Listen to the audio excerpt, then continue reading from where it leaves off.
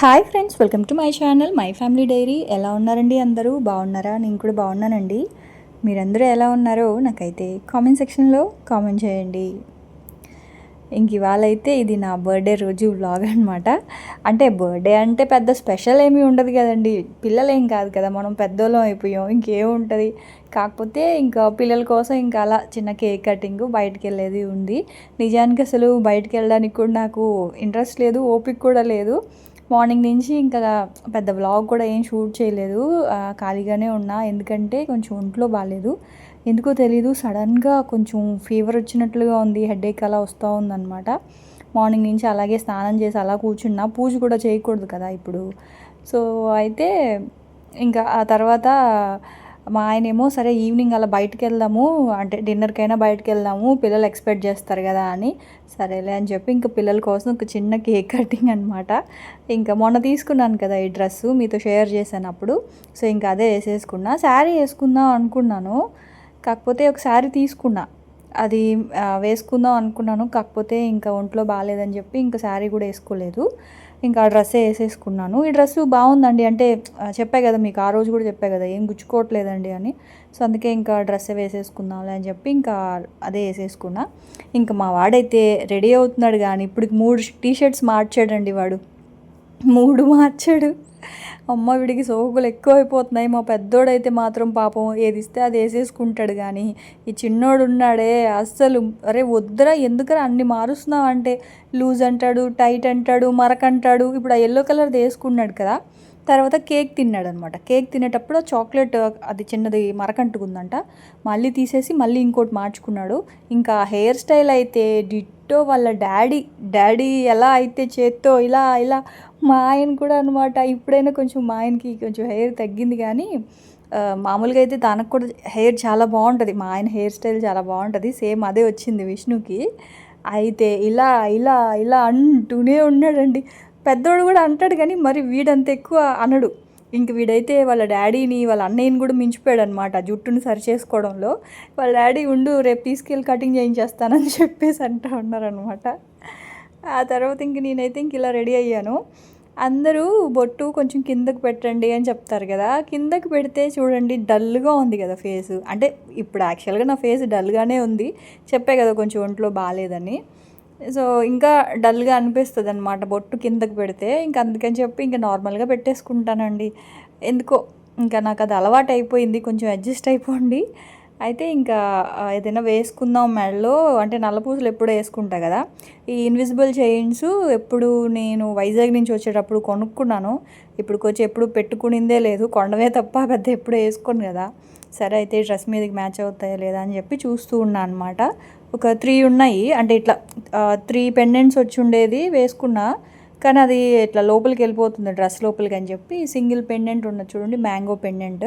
భాను దగ్గరే తీసుకున్నాను ఇది కూడా అప్పుడు, సింపుల్గా బాగుంది కదా అని చెప్పి. ఇప్పుడు గోల్డ్లో కూడా వచ్చేస్తున్నాయండి ఇన్విజిబుల్ చైన్స్, కాకపోతే తెగిపోతాయేమో అని చిన్న డౌట్, ఎందుకంటే చాలా లైట్ వెయిట్లో వస్తున్నాయి, 2-3 గ్రామ్స్లో అట్లా వస్తున్నాయి ఇన్విజిబుల్ చైన్స్. ఇట్లాగే బాగున్నాయి, చూడడానికి అయితే బాగున్నాయి, కాకపోతే వేసుకుంటే విరిగిపోయేలాగా అనిపిస్తుంది అనమాట. సో మనకి ప్రస్తుతానికి గోల్డ్ గురించి ఎందుకులే కానీ నార్మల్ అదైతే భాను దగ్గర తీసుకున్నాను నేను అప్పుడు, తెలుసు కదా థ్రెడింగ్ స్టైల్స్ అని చెప్పి, భానుది ఒక ఛానల్ ఉంటుంది. సో ఎవరికైనా కావాలి అంటే తీసుకోండి, ఇదేం ప్రమోషన్ కాదు, జస్ట్ చెప్తున్నాను అంతే. ఆ తర్వాత ఇంకా నేనైతే ఇంక ఇలా రెడీ అయ్యాను, వాచ్ పెట్టుకున్నాను. ఆ వాచ్ ఎప్పుడు కనిపిస్తుందో తెలియదు, ఎప్పుడు కనిపించదో తెలియదు, అది టైటాన్ వాచ్ అనమాట. ఆ వాచ్ ఏంటి అంటే ఒక్కొక్కసారి కనిపించదు, ఎప్పుడైనా అవసరమైనప్పుడు పెట్టుకుందామంటే కనపడదు. ఇవాళ ఏంటంటే నేను వెతకకుండానే అది కనిపించింది, సరే అని చెప్పి ఇంక అదైతే పెట్టుకున్నా. 2 వైపులా వేసుకుంటే చున్నీ, ఇంకా అమ్మ బాగాలేదమ్మా 2 వైపులా చున్నీ అని చెప్పి చెప్తున్నాడు మా చిన్నోడు. సరే అని చెప్పి ఇంకా 2 వైపులు తీసి ఒకవైపే వేసుకున్నాను అనమాట. ఆ తర్వాత ఇంకా చిన్న కేక్ కటింగు, అంటే యాక్చువల్గా నేను ఏంటి సీను ఇంకా చిన్నపిల్లలాగా కేక్ కటింగు అని అంటే, పిల్లలు తింటారు కదా అని చెప్పి, అంటే బయట నుంచి కేక్స్ తెచ్చుకోవచ్చు, కాకపోతే ఏంటంటే ఇలా కేక్ కట్ చేసినట్టు ఉంటుంది, ఇంకా అందరం తిన్నట్టు కూడా ఉంటుంది కదా అని చెప్పేసి ఇంకా అలా చిన్న కేక్ కటింగ్ అంతే. నిజానికి నాకైతే పెద్ద ఇష్టం ఉండదు, ఏంట్రా బాబు ఈ చిన్నపిల్లల్లాగా కేక్ కటింగ్ అని చెప్పి. మెయిన్గా ఏంటంటే ఈ కేక్ కట్ చేస్తే ఇదో బాధ అండి. కేక్ ఫస్ట్ ఎవరికి పెట్టాలో అర్థం కాదు. వీడికి పెట్టాలా వాడికి పెట్టాలా అని. చిన్నోడు కదా అని వీడికి పెడితే మా పెద్దోడు ఫీల్ అయ్యాడు ఒకసారి. అంతే. అంటే మీరు కూడా చాలామంది మీకు చిన్నోడు అంటే ఇష్టమే కదా అంటారు. ఇష్టం కదా అని. అట్లా ఏం లేదండి. ఇద్దరు పిల్లలే ఇష్టమే. కాకపోతే చిన్నోడు అంటే కొంచెం ఎక్కువ గారాబం ఎక్కువ ఉంటుంది అంతే. నాకు లక్కీ ఇష్టమా విష్ణు ఇష్టం అంటే అట్లా నేనే కాదులేండి, ఏ అమ్మాయినా అలా చెప్పలేదు ఎవరు ఇష్టమా అని చెప్పి. నాకు ఇద్దరు ఇష్టమే. ఇంకోటి ఏంటి అంటే వీళ్ళిద్దరూ గొడవ పడుతున్నారు కూడా. ఆ అమ్మకి నేనంటేనే ఇష్టం. మా చిన్నోడు ఏంటంటే కేక్ ఫస్ట్ వాడికి పెడుతుంటే అమ్మకి నేనంటేనే ఇష్టం, అందుకే అమ్మ ఫస్ట్ కేక్ నాకు పెట్టింది అని పాపం లక్కీ దగ్గరికి వెళ్ళి ఏడిపిస్తున్నాడు. అందుకని చెప్పి ఏం చేశారంటే ఈసారి ఇద్దరికి కలిపి ఒకటేసారి పెట్టా, 2 ముక్కలు కట్ చేసి. చెప్తే అలా అనకూడదమ్మా, ఇద్దరు ఒకటే, నాకు ఒకళ్ళు ఎక్కువ ఒకళ్ళు తక్కువ ఏం కాదు అని. చిన్నోడు బాగా గారాలు పోతాడు. అదమ్మా ఇదమ్మా అని చెప్పి కొంచెం ఎక్కువ గారాలు పోతాడు. లక్కీ అలా ఉండడనమాట. కొంచెం రిజర్వ్డ్గా ఉంటాడు వాడు. అది వీడేంటి అంటే వాడి దగ్గరికి వెళ్ళి అలా ఏడిపిస్తూ ఉంటాడు. సో ఇంకట్లా. ఆ తర్వాత ఇంకా రెస్టారెంట్కి వచ్చాము. అసలు నాకైతే ఏం తినాలని లేదు, కానీ ఇంకా పిల్లలు ఫీల్ అవుతారు కదా నేను డల్గా ఉన్నా నేను వెళ్ళకపోయినా అని చెప్పేసి ఇంకా అలా రెడీ అయ్యి వచ్చామన్నమాట. పన్నీర్ అది ఏమంటారు, అది చిల్లీ పన్నీర్ ఒకటిని, మష్రూమ్ మంచూరియా ఒకటి తీసుకున్నాము. అది అలా స్టార్టర్ లాగా. తర్వాత ఇంకా నాన్స్ చెప్పుకొని ఆ తర్వాత ఇది మష్రూమ్ కాజు కర్రీ, తర్వాత పన్నీర్ కర్రీ, పన్నీర్ బటర్ మసాలా అయితే ఆర్డర్ చేసుకొని ఇంకా అదే తినేసాము. అంటే ఇంక ఇవాళ నేను నాన్ వెజ్ తినను. ఆ తర్వాత ఇంకా వెజ్లో అంటే ఇంక ఇవే కదా పన్నీరు మష్రూమే. ఇంకా అందుకని చెప్పి అవే సింపుల్గా ఆర్డర్ చేసేసుకొని ఇంకా అవే తినేసాం అనమాట. నేనైతే అసలు నిజానికి వదిలేసాను. హాఫ్ కూడా తినలేకపోయాను, హాఫ్ నాన్ కూడా తినలేకపోయాను. మా ఆయన ఏమో తిట్లు. కాకపోతే కొంచెం ఒంట్లో బాగాలేసిను అని చెప్పేసి అంటే సరేలే అయితే ఇంకా బలవంతంగా తినకు అంటే, నాకు ఎలా అంటే వీడియో కోసం తింటున్నాను కానీ నిజంగా అసలు తినలేకపోయాడు. అదొక వికారంగా అయిపోయింది, ఎందుకో తెలీదు. మార్నింగ్ నుంచి అలాగే ఉందన్నమాట. తర్వాత ఇంక ఇంటికి వచ్చేసరికి చూడండి ఎలా అయిపోయానో. ఇంకా గబా వచ్చి డ్రెస్ తీసేసి నైటీ వేసుకొని ఎప్పుడు కొంచెం ఫ్రీ అయ్యాను అనమాట. ఇంకా రావడం ఇంక పడుకుని పోయాను. ఎర్లీగా పడుకునేసాను, 9:30 కల్లా పడుకునేసాను. 9:30, 10 కూడా అవ్వలేదు. అంటే చెప్పా కదా కొంచెం నీరసంగా ఉంది, పడుకుంటే కొంచెం అంటే జలుబు వచ్చేలా ఉందన్నమాట. ఆ జలుబు రావడం వల్ల ఏంటి అంటే ఇంకా బాడీ పెయిన్స్ వచ్చినట్లుగా, తలనొప్పి వచ్చినట్లుగా అలా ఉంటుంది కదా. సో ఇంక సరే అని చెప్పి ఇంక పడుకొని ఇంకా మళ్ళీ మార్నింగ్ అయితే ఇంక లంచ్ బాక్స్లు అయితే ఉంటాయి కదా. సో ఇవాళ చిన్న వీడియోనే పెట్టా, పెద్ద రెసిపీస్ కూడా ఏం కాదు. ఇవాళ జస్ట్ సింపుల్గా సాంబార్ ఎలా చేశాను, అలాగే ఇన్స్టెంట్ రాగి దోశ కూడా మీతో షేర్ చేస్తాను. ఇంకా ఫస్ట్ అయితే వచ్చేసి వంటగదిలోకి సాంబార్ చేద్దాం అనేసి ఇంకా కందిపప్పు అయితే కుక్కర్లో పెడతా ఉన్నాను. ఇన్స్టెంట్ సాంబార్ నిజంగా అండి చాలా హెల్ప్ఫుల్గా ఉంటుంది. అంటే కందిపప్పుని వేయించి పౌడర్ చేసి పెట్టుకుంటాం కదా, మంచిగా కందిపప్పుని డ్రై రోస్ట్ చేసేసి అది చల్లారిన తర్వాత పౌడర్ చేసి పెట్టుకుంటే ఇన్స్టెంట్గా తాలింపు పెట్టేసి కందిపప్పుకు బదులుగా కందిపప్పు పౌడర్ వేసేసుకుంటే సాంబార్ అయిపోద్ది అనమాట. కాకపోతే అస్సలు ఈ మధ్య ఇన్స్టెంట్ పౌడర్స్ ఏవి పెద్దగా ఏం చేయట్లేదు. అన్నీ కూడా మళ్ళీ అంటే నేనేంటంటే వీడియో చేద్దాం కదా, అన్ని ప్రీమిక్స్ పౌడర్స్ లాగా ఒక వీడియో చేద్దాంలే అని చెప్పేసి ఇంకా అది అలా ఆపుతూ ఉన్నాను అనమాట. సో అది లేకపోవడం వల్ల చాలా ఇబ్బంది అయిపోతూ ఉంది. అది కనుకుంటే అసలు పప్పుచారు సాంబారు ఇంకా కందిపప్పుతో పని లేదు. కందిపప్పు పౌడర్ కనుక ఉంటే ఇంకా కందిపప్పు ఉడికిచ్చాల్సిన అవసరమే లేదు. పప్పుచారు అయినా దాంతోనే చేసుకోవచ్చు, సాంబార్ అయినా దాంతోనే చేసుకోవచ్చు అనమాట. సో ఇంకా అవి లేవని చెప్పేసి కందిపప్పుని స్టవ్ మీద పెట్టేసా కుక్కర్లో. తర్వాత రైస్ పెట్టేసా, ఇంకా టీ కూడా పెట్టేశాను. ఇంక ఈ లోపల దోసపిండి ఇడ్లీ పిండి అయిపోయింది. ఇంకా ఇది ప్రీమిక్స్ పౌడర్ ఆల్రెడీ మీతో షేర్ చేశాను కదా, ఇది రాగి దోశ మిక్స్, అదే రాగి పిండి ఏంటది రాగి దోశ ప్రీమిక్స్ పౌడర్. ఇదేంటి అంటే మనకి ఇడ్లీ కూడా పెట్టుకోవచ్చు, దోశ కూడా వేసుకోవచ్చు. కాకపోతే 2-3 డేస్ నుంచి ఇడ్లీ అది తింటున్నారు, అందుకని చెప్పేసి ఇంక దోశ అయితే వేస్తున్నాను. ఇది నైట్ మనం కలిపి పులిసిన తర్వాత దోశలు వేసుకోవచ్చు. సేమ్ మనం దోశ బ్యాటర్ ఎలా అయితే కలుపుకుంటామో అలాగా ఒక 4 hours ముందు కానీ నైట్ కానీ కలిపి పెట్టేసుకోవచ్చు. అంటే ఫర్మెంట్ అయిన దోశలు తింటే మంచిది అంటారు కదా.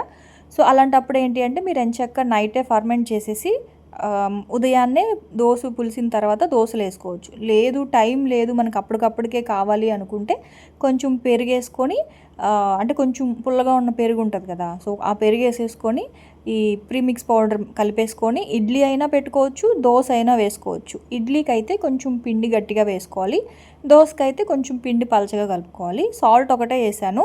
కొంచెం సేపు ఆగిన తర్వాత ఒక చిటికెడు వంట సోడా వేసుకొని దోశలు వేసుకోవచ్చు. ఇదిగోండి ఇలా. ఫస్ట్ అయితే ఉండలు లేకుండా కొంచెం వాటర్ వేసుకొని బాగా కలుపుకోవాలి. ఉండలు ఏమీ ఉండకూడదు కదా, మళ్ళీ దోశలు రావు. సో అందుకని ఇదిగోండి, ఫస్ట్ కొంచెం పెరుగు, కొంచెం వాటర్, సాల్ట్ వేసేసి పిండి అయితే ఇలా కలుపుకున్నా.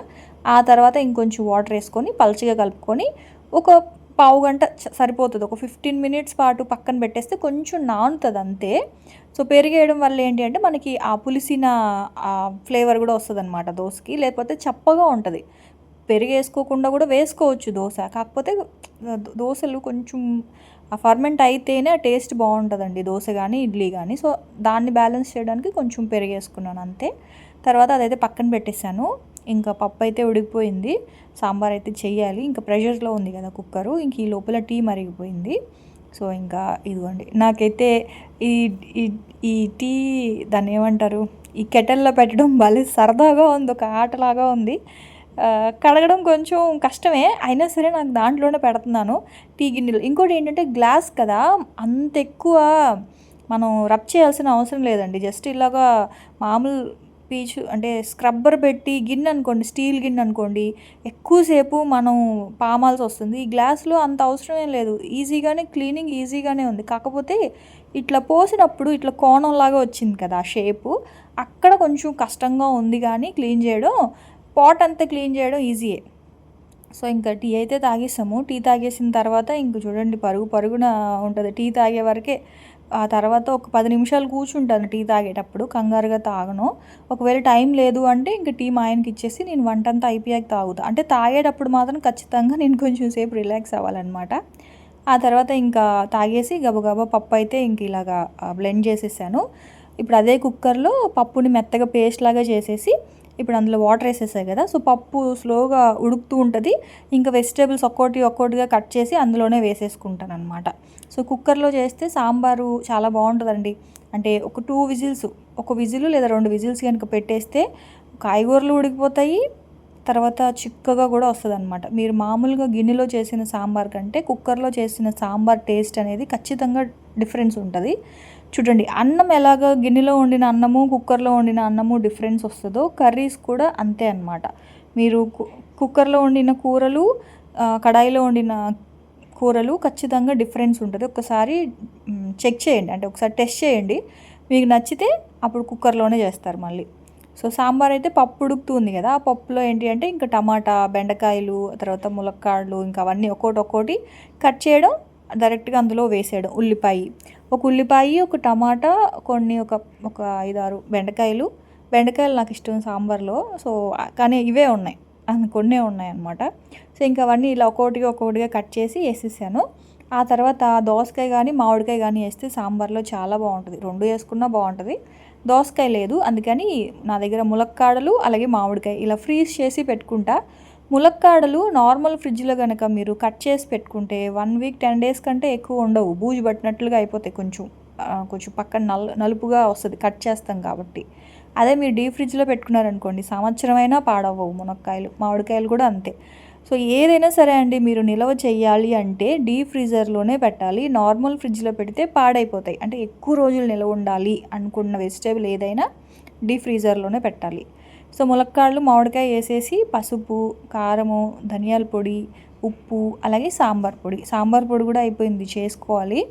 ఆ తర్వాత ఒక నిమ్మకాయ సైజ్ అంత చింతపండు రసం తీసుకొని కొంచెం పల్చగా వాటర్ కలిపి వాటర్ వేసేసాను. తర్వాత ఇలా కుక్కర్ పెట్టేసి 1 లేదా 2 విజిల్స్ కనుక పెట్టేస్తే అంతే, మనకి సాంబార్ రెడీ అయిపోద్ది. అంటే పోపు పెట్టుకోవాలి, పోపు కూడా ముందే పెట్టేసుకోవాలి అని కూడా పెట్టేసుకోవచ్చు. కాకపోతే లాస్ట్లో పెట్టుకుంటే బాగుంటుంది కదా అని ఇంకా ఆగాను నేను. సో ఇన్స్టెంట్ సాంబార్ అయితే ఒకలాగా చేస్తాను, ఈ సాంబార్ అయితే ఇలా చేస్తాను అనమాట. అంటే పప్పు ఉడికించి చేయాలి అంటే ఇలా చేస్తాను. ఆ తర్వాత ఇందాక కలిపి పెట్టుకున్నాం కదా మనం దోశ బ్యాటరు, ఇదేంటి అంటే కొంచెం ఒక చిటికెడు వంట సోడా వేసాను. అంటే అప్పటికప్పుడుగా వేసుకుంటున్నాం కాబట్టి కొంచెం మంచిగా దోశలు పొంగినట్లు వస్తాయని. సో ఇంకా కొంచెం ముందు రోజు మనం దోశ పెనం ఎక్కువ సార్లు కడగకూడదండి, ఐరన్ అయినా కానీ. ఏంటంటే దోశలు ఎక్కువ రావన్నమాట, అంటుకుపోతాయి. మీరు కడిగిన ప్రతిసారి నెక్స్ట్ టైం దోశ రాదు ఐరన్ది అయితే. అందుకని ఏం చేయాలి అంటే ఇలాగా తుడవాలి తప్ప, అంటే పెనం వేడెక్కిన తర్వాత ఒక క్లాత్తో కానీ ఒక టిష్యూతో కానీ దాని మీద ఉన్న డస్ట్, ఆయిల్ అవన్నీ కూడా తుడిచేసి మళ్ళీ దోశ వేయాలి తప్ప అస్తమాను కడిగేస్తే ఏంటి అంటే దోశలు రావు అని చెప్తారు. నేను కూడా 2-3 టైమ్స్ చేశాను. దోస వేసిన వెంటనే కడిగేసి పక్కన పెట్టేసేదాన్ని. మళ్ళీ సెకండ్ టైం దోస వేసేటప్పుడు వచ్చేది కాదు. అందుకే నేనేం చేస్తానంటే ఎప్పుడైనా ఒకసారి కడుగుతాను.